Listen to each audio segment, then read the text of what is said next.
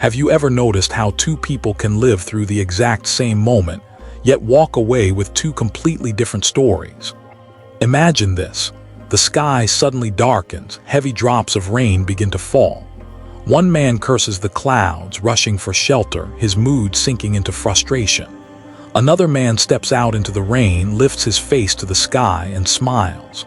To him, this same rain is a blessing, refreshing the earth, nourishing the crops, cooling the heat of the day. It's the same rain, the same world, and yet for each person a completely different reality is born. This is the quiet mystery we so often overlook. The world we live in is not just out there. It is filtered through the lens of our perception, shaped by the stories in our minds, colored by our expectations, fears, and hopes. We think we're reacting to reality itself, but in truth, we're reacting to the way we see it. Buddhism has a simple yet profound teaching. The mind is the forerunner of all things, which means before a single word is spoken, before an action is taken, before joy or sorrow arises, there is the mind shaping and painting reality. If the mind is clouded, the world appears hostile, heavy, and unforgiving. But if the mind is clear, compassionate, and open, even difficulties can reveal hidden gifts. Think about your own life. How many times have you replayed an event in your head, only to realize later that what you feared never really happened, or that the pain wasn't in the situation itself, but in the story you told yourself about it? The lens through which we look is so close to us, we almost never see it. And because we don't notice it, we mistake our perspective for absolute truth. But perspectives are not fixed. They can shift, and when they do, the entire world shifts with them. This is not just philosophy, it's liberation.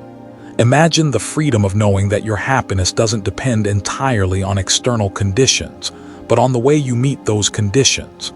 Imagine no longer being at the mercy of every storm because you've learned how to adjust the lens inside. The Buddha often compared life to a dream, not because it's meaningless, but because it is fluid, shaped by the mind. When you awaken even a little, you realize the dream can change. And when it does, your suffering softens, your heart expands, and what once seemed like darkness begins to shine with unexpected light. So the question is not, how can I change the whole world? The question is, how can I change the way I see? Because when perception shifts, reality itself takes on a new form. The heavy becomes light, the painful becomes purposeful, and what once felt like a prison begins to look more like a path. This is the journey we are about to take together. A journey into the hidden lens of perception, into the silent power of the mind that shapes our world. And as we move deeper, you may find that the life you thought was fixed is far more open, far more alive than you ever imagined. Close your eyes for a moment and imagine this. You wake up late, spill coffee on your shirt, and miss the bus to work. In those first few minutes, your mind is already writing a story. This is going to be a terrible day. And just like that, the world responds. Every red light feels like an attack. Every email looks like a burden. Every sound around you feels like noise. But pause for a second. Did the world really change, or did your mind shape it into something darker? The Buddha taught, with our thoughts we make the world. This isn't a poetic exaggeration. It's a truth we live every single day. The same street can feel safe or threatening depending on the state of your mind. The same words from a friend can feel like love or criticism depending on how you choose to hear them. Think of a child who sees wonder in the smallest things, the sparkle of a stone, the wings of a butterfly, the sound of rain on a roof. That same world is around you right now. The stones, the butterflies, the rain, they're still here. What changed? Not the world, your mind. Somewhere along the way, it traded wonder for worry. In Buddhist teachings, the mind is compared to a painter. It holds the brush, and with every thought, every belief, every perception, it colors the canvas of reality. Paint it with fear, and the world looks dangerous. Paint it with gratitude, and the world begins to glow. Here's a story from Zen tradition. Two monks were walking on a muddy road when they saw a woman struggling to cross. One monk immediately carried her to the other side, set her down, and continued walking. Hours later, the second monk burst out, "I can't believe you carried that woman. We're not supposed to touch women." The first monk simply replied, "I set her down hours ago. Why are you still carrying her?" The world each monk experienced was entirely different. One carried only mud on his robe, while the other carried the weight of judgment in his mind. This is how reality unfolds. Our suffering is not always from what happens, but from the meaning we attach to it. The mind is not just a mirror reflecting the world, it is an artist shaping it. And when we begin to see this, a new freedom opens up. Because if the mind can create a world of fear, it can also create a world of peace. If it can create separation, it can also create compassion. The power is not outside of us. It has been inside all along. So the real question is not, what is the world doing to me? But rather, what is my mind doing to the world? And when you start living from that place of awareness, you no longer feel like a victim of life's storms. You begin to realize you hold the brush, and with each moment, you can paint a new world into being. We like to believe the world is solid, stable, and fixed. Rocks are hard, rivers flow, the sky is blue. What could be more certain? But when you look closer, the certainty begins to dissolve. Science tells us that what looks like solid matter is mostly empty space. What feels permanent is constantly in motion, cells dying, stars collapsing, galaxies spinning. And Buddhism has taught for over 2,000 years what physics only recently discovered. Reality is not as solid as it seems. There's an old story told in India. A group of blind men encountered an elephant for the very first time. One touched the trunk and said, "Ah, an elephant is like a snake." Another touched the leg and said, "No, an elephant is like a tree." A third touched the ear. "You are both wrong. An elephant is like a fan." Each man was convinced his truth was absolute. But in reality, each was holding only a fragment. This is exactly how we approach the world. We touch a part of reality and mistake it for the whole. We suffer because we cling to our fragment and call it truth. What if the anger you feel towards someone is only one sliver of who they are? What if the failure you carry is just one moment in a vast, unfolding life? When we see only the peace, we live inside an illusion. The Buddha called this Maya, the great illusion. Not that the world is fake, but that we mistake our perception for the entire truth. The world we grasp at is like a reflection in water. It looks real, but try to hold it and it slips away. Think about how quickly your world changes when you're in love. The same streets feel brighter, music sounds sweeter, even strangers seem kinder. Then think of how the world feels when you're grieving. Those same streets turn gray. Music sounds hollow, strangers feel distant. Did the world itself change? Or did your perception reshape reality? Reality is never fixed. It is flowing, alive, conditioned by countless causes and conditions. What you call the world is inseparable from the lens through which you view it. And here lies both the danger and the possibility. If you mistake your perception for unchanging truth, you remain trapped in suffering. But if you see that your perception is fluid, the door to freedom opens. Because if the world you see is created, then it can be recreated. The illusion of a fixed world is not a curse. It is an invitation to stop clinging so tightly to the way things are, and to begin discovering the way things could be. A farmer once lost his horse. His neighbors gathered inside. "What misfortune! Without your horse, how will you plow your fields?" The farmer simply said, "Maybe so." A few days later, the horse returned, bringing with it a dozen wild horses. The neighbors exclaimed, "What incredible luck!" Again, the farmer replied, "Maybe so." Soon after, the farmer's son tried to tame one of the wild horses but fell and broke his leg. "Such bad fortune!" the neighbors cried. The farmer calmly said, "Maybe so." Weeks later, soldiers came to the village, drafting every young man for war. Because of his broken leg, the farmer's son was spared. The world hadn't changed. The horse was lost, then returned, then caused an injury, then indirectly saved a life. But what changed again and again was perspective. Misfortune became fortune, fortune became misfortune, and back again. The story reminds us, what we call good or bad is often just a temporary view. This is the power of shifting perspective. One person sees a closed door and feels trapped. Another sees the same door as protection, a chance to turn inward and grow. One person faces failure and drowns in shame. Another sees failure as a teacher pointing toward a wiser path. It is not the event that decides the quality of our lives. It is the meaning we give it. Buddhist teachings often return to this point. Suffering is not built into reality itself. It arises from the way we hold reality. Pain is inevitable, yes, but the added weight of resistance, judgment, and despair, that is optional. It depends on how we choose to see. Think about a mountain. From one side it looks steep and impossible. From another side it appears gentle and climbable.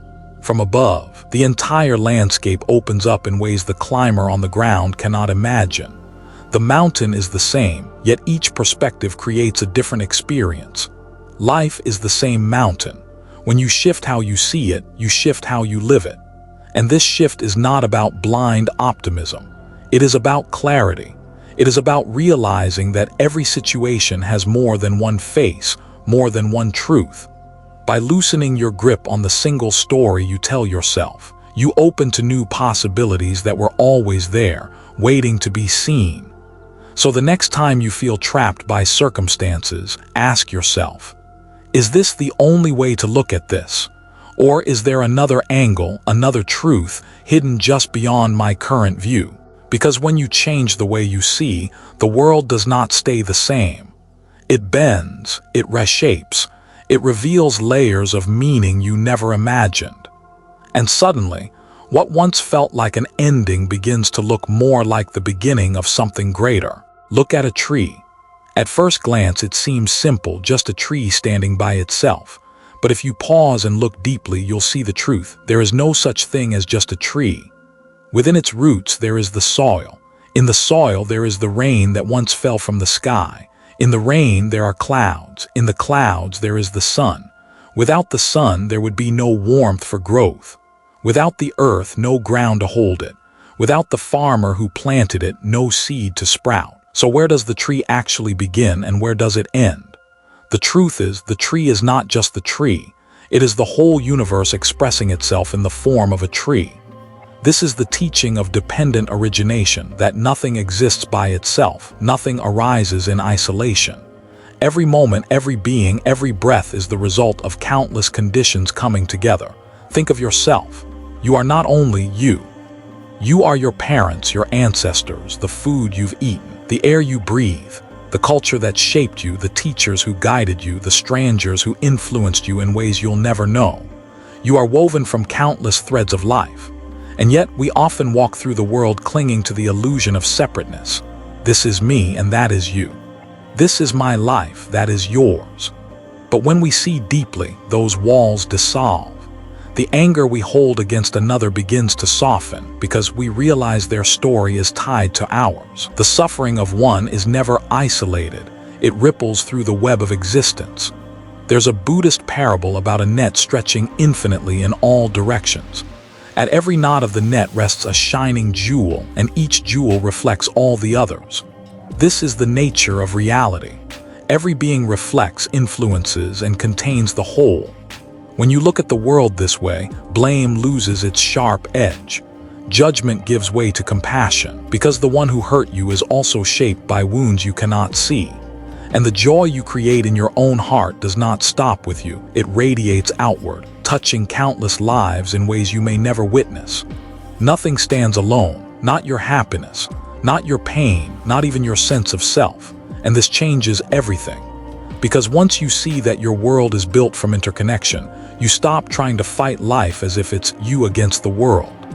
Instead, you begin to move with it, to understand it, to live in harmony with the causes and conditions that surround you. The truth of dependent origination is both humbling and empowering. Humbling because we realize we are not the masters of a fixed universe. Empowering because we see we are never truly alone. Every breath, every choice, every act of kindness resonates far beyond what the eye can see. And when we begin to live from that place, the world feels less like a battlefield and more like a great dance, where each step, each gesture, Each heartbeat is part of a larger rhythm. If everything arises from countless causes and conditions, then nothing exists on its own. And if nothing exists on its own, then nothing carries a permanent, unchanging essence. This is what Buddhism calls sunyata, emptiness. But don't mistake emptiness for nothingness. It doesn't mean that life is meaningless or that nothing is real. It means that things are not fixed. They are fluid, alive, open to change. Think of a clay pot. You look at it and say, "This is a pot." But is it truly one thing? Look deeper. It is the earth that became clay. It is the water that softened it. It is the fire that hardened it. It is the hands of the potter shaping it. The pot is only a temporary name for this coming together of conditions. One day it may break and it will return to earth again. So where in all of this is the fixed essence called pot? Now think of yourself. You say, "This is me." But what is that me? Is it your body? Every cell changes over time. Is it your thoughts? They come and go like clouds. Is it your memories? Even they shift, fade, and distort. The self you cling to so tightly is not a fixed thing. It is a river, always flowing, always changing. At first, this realization can feel unsettling. If nothing has a fixed essence, what can we hold on to? But soon you begin to see the gift. If nothing is fixed, then nothing is stuck. If you are not bound by a permanent self, then you are free to grow, to change, to awaken. A broken heart does not define you forever. A mistake does not trap you eternally. Even suffering itself, when seen through the lens of emptiness, reveals its impermanence.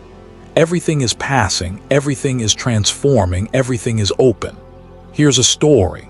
A Zen master held up a delicate glass cup and said, "For me, this cup is already broken. I drink from it, I enjoy it, I care for it. But when it slips and shatters, I say, of course." He wasn't being pessimistic, he was free. By seeing the emptiness of the cup, the truth that it had no lasting essence, he could love it more fully without clinging, without fear. This is the freedom that comes from emptiness. When you stop demanding that life stay the same, you start appreciating it as it is. When you stop clinging to a fixed self, you open to compassion for all selves. When you see that even pain is not solid, you discover a space inside where peace can breathe. Emptiness is not a void, it is possibility. It is the open sky where birds can fly. It is the silent canvas on which every moment of your life is painted fresh. And once you glimpse it, you no longer see the world as a prison. You see it as a path, shifting, alive, and full of freedom. If emptiness reveals that nothing is fixed, then how do we actually experience this truth in our daily lives? The answer is not in more thinking, not in more theories, but in the simple act of seeing clearly. And the way to see clearly is through mindfulness. Mindfulness is often described as paying attention to the present moment. But it is more than attention. It is attention without judgment, awareness without grasping. It is training the eye of the heart to see things as they are, not as our fears or desires paint them. Imagine you are sitting quietly and a thought appears, "I'm not good enough." Normally, you might get swept away, believing it, wrestling with it, letting it shape your mood for hours, but with mindfulness, you see it differently. You notice, here is a thought. It arises, it lingers, it passes. Just like a cloud drifting across the sky, the thought is no longer a prison, it is just weather. This is the power of mindfulness. It reveals the impermanence, the emptiness, the fluid nature of all things, not as a philosophy, but as a lived experience. There's a story of a monk who was asked, "What do you gain from meditation?" He answered, "Nothing." Surprised, the man asked again, "Then why do you practice?" The monk replied, "Because it allows me to lose anger, fear, anxiety, confusion, and in losing them I see more clearly." Mindfulness is like polishing a dusty window. The world was always there in its beauty, but your view was clouded. With each moment of mindful breathing, mindful walking, mindful eating, the dust begins to clear and reality shines through. Try it the next time you eat a meal. Instead of rushing, pause. Notice the colors, the textures, the scent. Taste slowly as if it were the first bite you've ever had. Suddenly, the meal is not just food. It is sunshine, rain, soil, and countless lives all present in a single bite. You begin to see the truth of interconnection, not as an idea, but as something alive on your tongue. Or the next time you feel anger rising instead of exploding outward, pause. Place your awareness on your breath. Feel the heat in your chest, the tightness in your jaw. Watch it with gentle curiosity. Like a flame, it will flare, and then, if not fed, it will fade. This is why mindfulness is called a path of freedom. It doesn't erase difficulties, but it changes your relationship to them. Problems no longer own you. Emotions no longer control you. The world no longer feels like an enemy because you are seeing it more truthfully, more compassionately. Training the eye of mindfulness is not about escaping life. It is about finally arriving in it. Fully, openly, clearly. And when you live this way, even the smallest moments, a breath, a step, a smile, become doorways to peace. It's one thing to talk about changing perspectives in theory. But what happens when you're stuck in traffic, your boss is yelling at you, or someone you love says something that cuts deep? This is where the practice truly matters, bringing wisdom down from the clouds and into the streets of everyday life. Imagine you're at work, facing overwhelming deadlines. Stress rises, your chest tightens, and your mind screams, "I can't handle this." In that moment, the world feels suffocating. But if you pause, breathe, and shift perspective, something softens. Instead of "this is crushing me," you try, "this is a chance to grow my patience, to strengthen my focus." The workload hasn't changed, but your relationship to it has, and suddenly there's more space inside you. Or take conflict in the family. A sharp word from your partner, a misunderstanding with your child. The old habit is to react, defend, attack, escalate. But perspective can transform the moment. Instead of seeing only an enemy, you begin to see a human being in pain, a loved one struggling to express what they truly need. That small shift can turn an argument into a doorway for deeper connection. And what about failure? We fear it, we resist it, we hide from it. But look at the lives of the wisest teachers and the most compassionate people. You'll see failure everywhere. The difference is that they reframed it. To them, failure wasn't the end. It was the curriculum, the lesson plan life used to shape their strength and their humility. There's a saying in Zen, "Obstacles do not block the path, they are the path." Think about that. The very thing you think is in your way may actually be guiding you exactly where you need to go. Perspective shift doesn't require you to deny pain or pretend everything is perfect. It simply asks you to widen your view, to see that in every difficulty, there is more than one story. You can choose the one that imprisons you or the one that frees you. Try this. The next time something goes wrong, ask yourself, what else could this mean? Maybe the rejection you face is a redirection. Maybe the delay you suffer is a protection. Maybe the loss you grieve is also a reminder of how deeply you can love. When you bring this way of seeing into daily life, small moments begin to shine. A long line at the grocery store becomes time to breathe. A flat tire becomes a pause that might save you from rushing into danger. Even aging, even illness, even the inevitability of death, they all look different when you see them not as curses but as teachers. The world outside may not change overnight. The traffic will still be there. The boss may still shout. Life will still carry joy and sorrow, gain and loss. But when you shift perspective, the prison bars of circumstance begin to bend. And in their place, a new horizon opens. One where every moment, no matter how ordinary, carries within it the possibility of awakening. Sometimes the most powerful way to understand a teaching is not through philosophy, but through a story. Because stories are mirrors, we see ourselves in them and we realize, if they could transform, maybe I can too. There was once a woman who lost her only child. Grief consumed her like fire and she wandered, desperate, asking everyone she met for a cure to death. At last, she came to the Buddha. Instead of giving her comfort in words, he gave her a task. "Bring me a mustard seed," he said, "but it must come from a home untouched by death." The woman searched from house to house, but everywhere she went, she heard the same stories. "My father died here. My sister passed away. We too have buried a loved one." Slowly, the truth dawned. Death had touched every home, every family, every life. Her grief began to soften, not because her child returned, but because her perspective shifted from isolation in sorrow to connection in shared humanity. What she once saw as her singular curse, she now understood as part of the human condition. And then there's the story of a prisoner who spent decades behind bars. At first, he was filled with rage, blaming the world for his fate. But one day he began to meditate. Slowly, he turned his prison cell into a monastery. The walls were still there, the bars unchanged, but his mind was no longer confined. When asked how he survived such long years, he said, "The prison outside was nothing. The real prison was my anger. Once I saw that, I was free even here." Or consider a simple farmer. For years, he cursed the droughts, the floods, the uncertainty of his crops. Every loss felt like punishment. But one season, after losing everything again, he sat under a tree and wept. Then something shifted. He saw that nature wasn't against him. It was part of him. The rains, the soil, the sun, the seeds, they were not enemies to fight but partners in a larger rhythm. From then on, he worked the land with patience, gratitude, and humility. His harvests didn't always improve, but his life did. His heart was no longer chained to bitterness, and his days became lighter.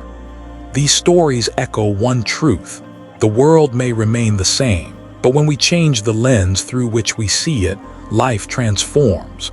Suffering becomes a teacher. Obstacles become guides.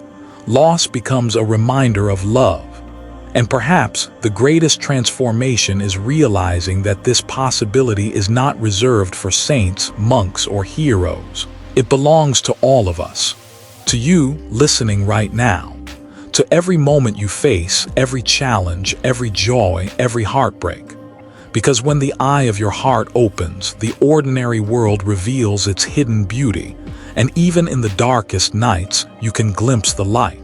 We've walked together through hidden lenses, shifting worlds, illusions and truth, stories of pain and liberation. And perhaps now something subtle has shifted in you. The world outside may not look different. The sky is still the sky, the streets still bustle, your life still carries its challenges and routines. But within you, a new way of seeing has begun to awaken. You've glimpsed how thoughts shape your reality. You've seen that no experience stands alone, that everything is woven together. You've touched the possibility of emptiness, not as a void, but as a vast openness where freedom lies. And through mindfulness, you've learned that every moment is a chance to see with fresh eyes. This is the gift of perspective. When your view changes, the world itself changes.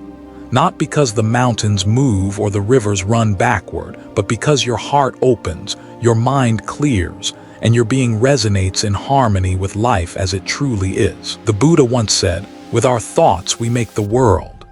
What kind of world will you make today? One of fear and clinging, or one of compassion, freedom, and wonder? The choice is always in your seeing.